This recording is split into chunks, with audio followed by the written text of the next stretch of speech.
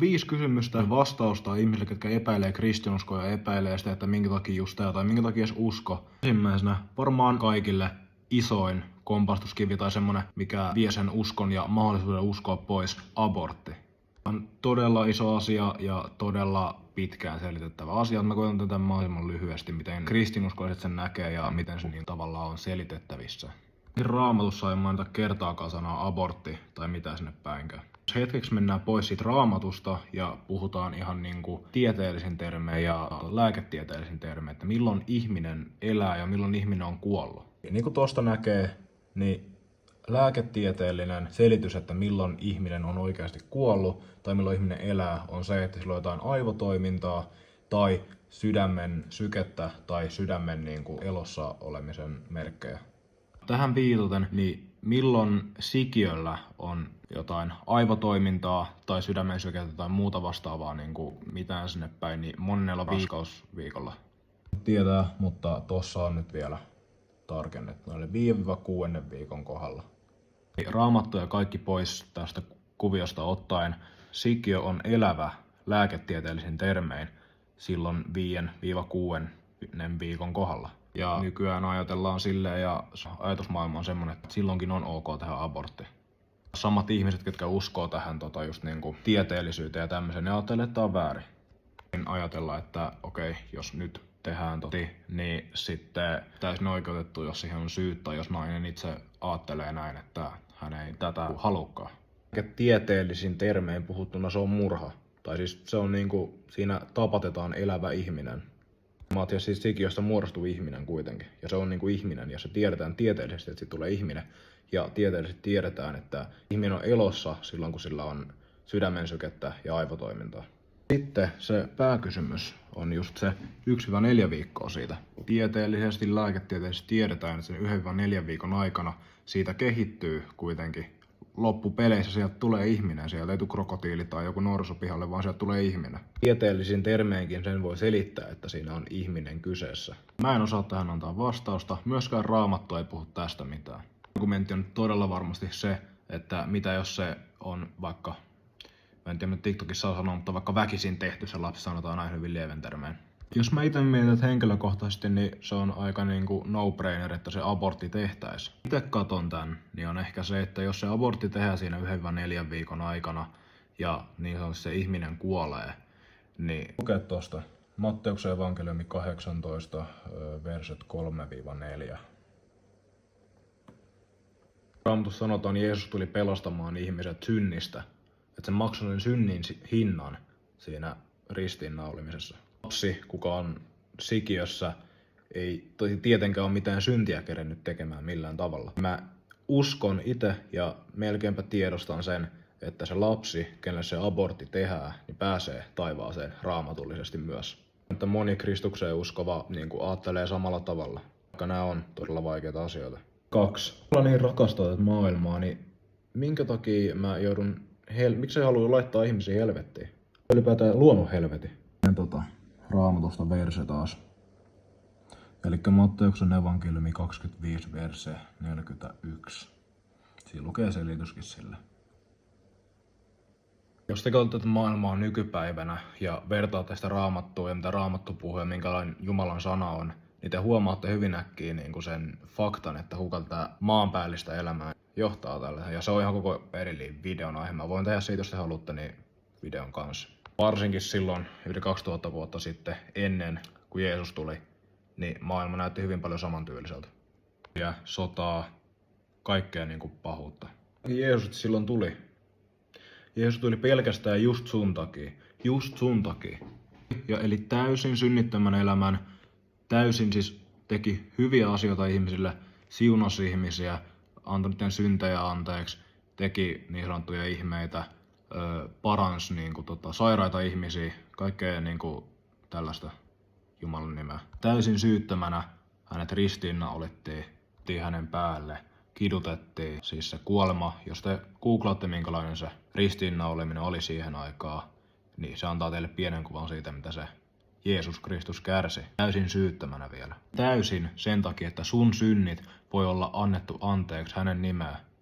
Jokainen, kuka uskoo Jeesukseen, kuka uskoo siihen, että se tuli just meidän kaikkien syntien takia, että me voidaan saada ne anteeksi ja päästä viettämään Jumalan kanssa.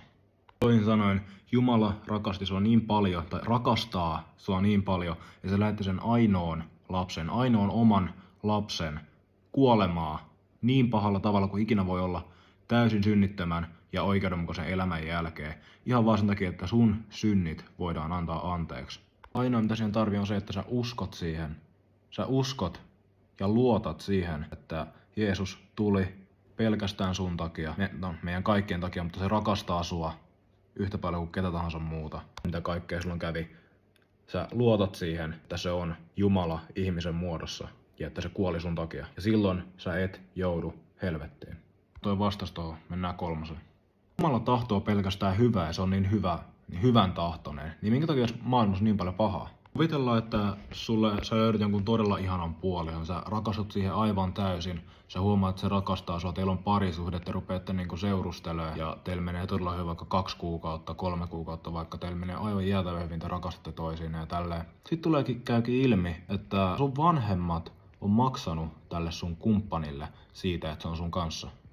Tuntuis. Oisko niinku enää silleen, että hei, se muuten rakasti mua? Oisko silleen, että tää oli kaikki valetta?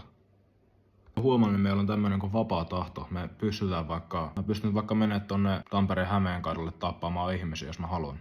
Myös jakamaan viestiä, että mä nyt tänne someen julkisesti puhuisin jotain todella pahaa asioita ihmisistä ja tavallaan satuttaisin moni ihmisiä tätä kautta.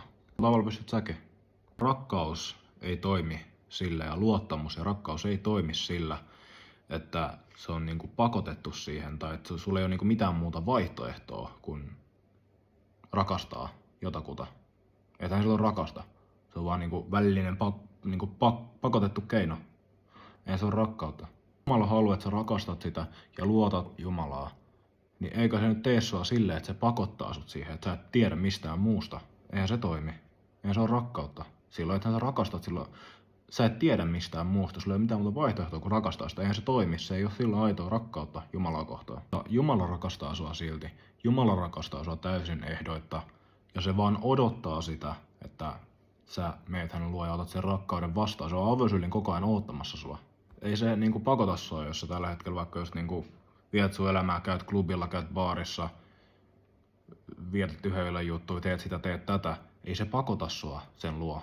Rakastaa sua. Ei se nyt pakota sua johonkin, jos se rakastaa sua. Ei se toimi silleen.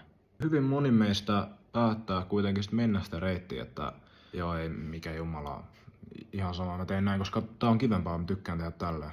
Niin kuin mä tykkään käydä baarissa, mä tykkään tehdä sitä, mä tykkään vetää tätä, mä tykkään tehdä tämmöisiä asioita ja unohtaa se Jumalan kokonaan. Sulla loppupeleissä menee siihen, että tehdään pahoja asioita, koska mieti se kaikki yhtälö, mitä niin kuin sä teet tai joku kuka ei ole Jumalan kanssa, niin tekee. Jos sä vedät pään täyteen jotain, jos sä päätät tehdä jotain, ei niin fiksua. Se jotenkin hyviin tekoihin loppupeleissä. Niin kuin sulle, muille tai ylipäätään maailmankaikkeudelle, että luokse jotain hyvää. Ja ollaan vähän laajemmalla kaavalla, että minkä takia kaikki hallitukset, minkä takia kaikki maat, kaikki niinku johtajat, kaikki yritykset, kaikki tämmöiset on niinku pahoja. Miksi ne antaa tämmöisen pahan tapahtuman, miksi ne ei tee asialle mitään, miksi Jumala ei ohjaa niitä tekemään mitään. Johanneksen ilmestys 20 verse 7. Mä toivon, että kerkeette lukea, jos te kerkee, niin pausettakaa ja jatkakaa sitten videoa. Tuossa monta kertaa mainitaan, niin saatana johtaa tätä maailmaa, niin sanotusti johtaa. Se ei ole millään tavalla ylempi kuin Jumala, mutta se pyörii täällä maailmassa meidän seassa. Kaikki mitä nykyään maailmassa tapahtuu niin kuin isossa kaavassa, katsotaan vaikka Neuralinkit ja ihmiskunnan asenne parisuhteisiin ja ylimääräiseen seksiin, himoa ja niin kuin pahuuteen. Iso. Ja tämähän on myös ennustettu Raamatussa hyvin tarkasti, hyvin tarkalla tavalla. Mun profiilissa on esimerkiksi video just Neuralinkkiin liittyen. Ja jos näistä muista haluat jotain selitystä tai perustelua, niin mä voin tehdä semmosenkin. Mutta kyseinen kappale Raamatussa. Mä toivon, että käytte itse lukemassa, te voitte vaan googlata tuon. Tai kirjoittaa 2 Tim 3 Googleen, niin te löydätte sen. Tää on todella semmonen, että mä toivon, että avaatte Raamatun, että jos teillä ei ole, niin googlatkaa itse. Kaikki kuvannollistaa Raamattu sitä, että Jeesus on tulossa takaisin, että tämmöiset asiat tapahtuu ja sitten Jeesus tulee takaisin. Te Raamattua, te luette just jotain niin kuin pieniä pätkiä, niin kuin näitä ennustuksia just niin kuin Johanneksen ilmestyksessä ja Tueksen kirjeessä, niin se alkaa olla todella lähellä raamatullisten termien ja sanoman mukaan. Ja sen takia kaikki ihmiset, ketä te nyt halveksutte ja olette silleen, että sanoo, että Jeesus palaa, tulee takaisin. Ja pidät, että joo, nyt niin, mene kotiin, jos on semmoinen on. Tässä on niinku selvät semmoiset niinku syyt, minkä takia näin ajatellaan. Ja se täysin tähän yli 2000 vuotta sitten kirjoittu kirja on kirjoitettu tasan, mitä tapahtuu nyt. Pointti on ehkä se, että Jumala ei pakota sua tekemään hyvää ja olla hänen lähellä, mutta se toivoo ja oottaa sua hänen luo ja rakastaa sua. Ehkä semmoille lähinnä, ketkä ei ollenkaan usko Jumalaan tai uskoo pelkästään tieteeseen. Mulla on hyvin paljon argumentteja teille, mutta tähän liittyen yksi.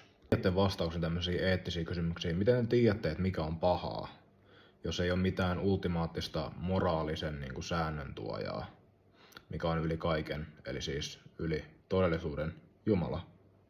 Mistä sä tiedät, mikä on pahaa, jos me ollaan kaikki vaan niin kuin biokemikaalista reaktioa niin kuin jostain energiasta räjähetty?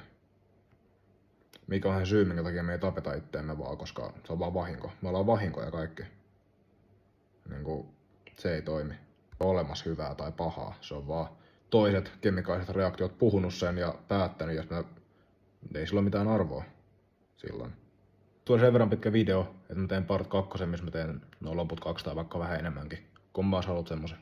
Siunausta ja mä toivon, että sä avaat sun Raamatun tai annat edes mahdollisuuden tälle. Mä toivon, että tää auttoi sua jotenkin johonkin suuntaan. Kiitos.